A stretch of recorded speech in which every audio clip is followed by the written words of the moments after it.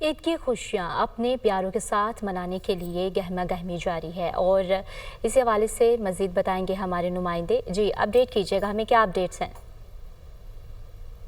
जी बिल्कुल, ईद की खुशियाँ अपने प्यारों के साथ मनाने के लिए लाहौर समेत मुख्तलिफ शहरों में बसे परदेशियों की वापसी का सिलसिला आज ईद के रोज़ भी जो है वो जारी है।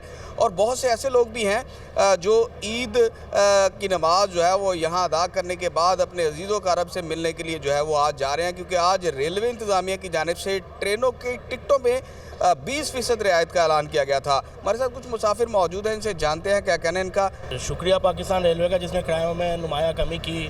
रेल एक वाहिद सवारी है गरीब आवाम की जो आवाम को सहूलियात दे रही है।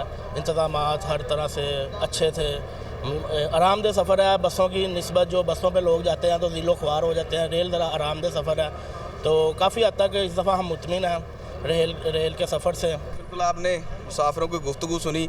आज ईद के रोज़ रेलवे की जानिब से 20% रियायत जो है वो दी गई है और करंट बुकिंग पर जो है वो ये रियायत दी जा रही है, तो मुसाफिरों की वापसी का सिलसिला जो है वो आज भी जारी है।